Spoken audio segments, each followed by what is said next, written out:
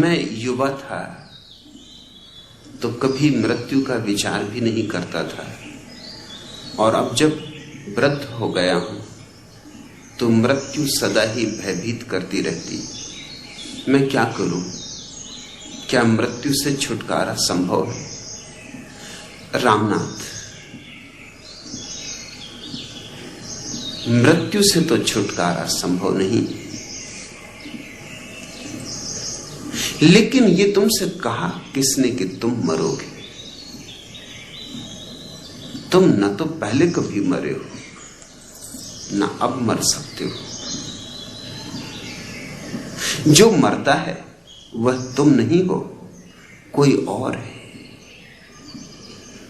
देह मरती है,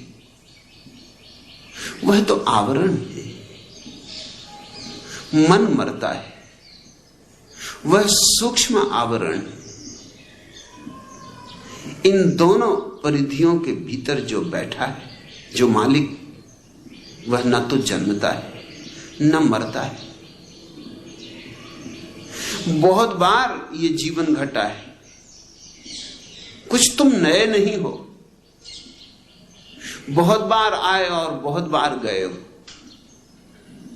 लेकिन भीतर जो बैठा है वह शाश्वत है। न उसे जन्म छूता है, न मृत्यु उसे छूती। जब तक तुम उस भीतर के अंतर्यामी को न जान लोगे, न पहचान लोगे, तब तक ये भय सताएगा। और जब व्यक्ति युवा होता है तो स्वभावतः मृत्यु की चिंता नहीं पकड़ती।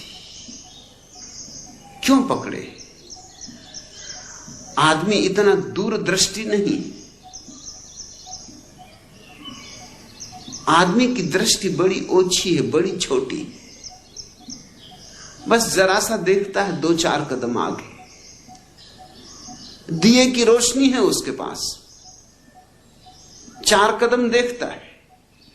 मृत्यु इतनी दूर मालूम पड़ती कि भरोसा ही नहीं आता कि होगी।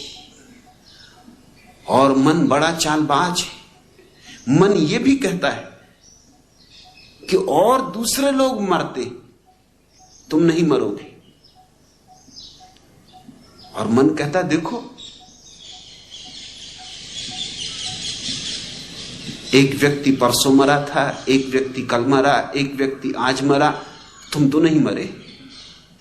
लोग रोज मरते हैं, तुम तो नहीं मरते। तुम तो सदा न मालूम कितनों को मरघट पहुंचा के हमेशा घर वापस आ जाते। तुम तो जियो, बेफिक्री से जियो, मन कहता है। इन व्यर्थ की चिंताओं में ना पड़ो। फिर जवानी के नशे होते,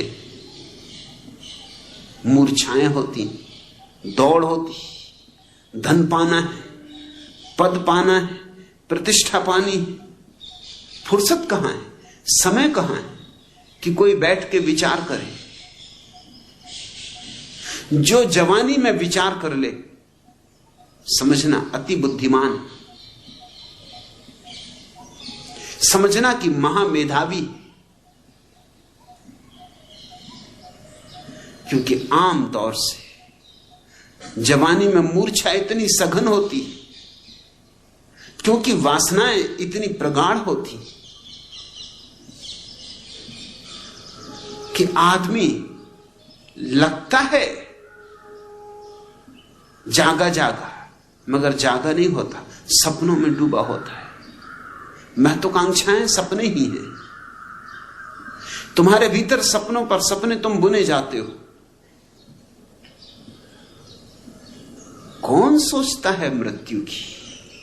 और फिर जब आएगी तब देख लेंगे, जल्दी क्या है। कभी कभी फुर्सत के किसी क्षण में अगर मृत्यु का ख्याल भी आ जाए तो तुम जल्दी से अपने को छिटका लेते हो, किसी दूसरे काम में लगा देते हो, अपने को उलझा लेते हो कि ये कैसी निराशा की बात मेरे मन में आ रही, अभी तो मैं जवान हूं। हम मृत्यु को सब तरह से ढांकते हैं, छिपाते। इसलिए मरघट को गांव के बाहर बनाना चाहिए गांव के ठीक बीच में, कि दिन में 25 बार गुजरो तो 25 बार मरघट तुम्हें याद दिलाए कि यही होने वाला है अंतिम निवास स्थान। चौंकाए, जगाए, स्मरण दिलाए। बुद्ध जब भी किसी व्यक्ति को संन्यास देते थे तो भेजते थे मरघट कि 3 महीने मरघट पर रह, जलती हुई चिताओं को देख, राख होते हुए शरीरों को देख, एक ही ध्यान कर कि यह है परिणति जीवन की, यह है निष्पत्ति सब आपाधापी की, सब दौड़ धूप की, सब पड़ा रह जाता है और क्षण भर में आदमी राख हो जाता है। 3 महीने तक मरघट पर बैठकर रोज सुबह से सांझ, दिन और रात मुर्दों को जलते देखना, तुम कैसे बचा सकोगे? स्मरण आ ही जाएगा कि यही अवस्था मेरी भी होनी है, आज नहीं कल।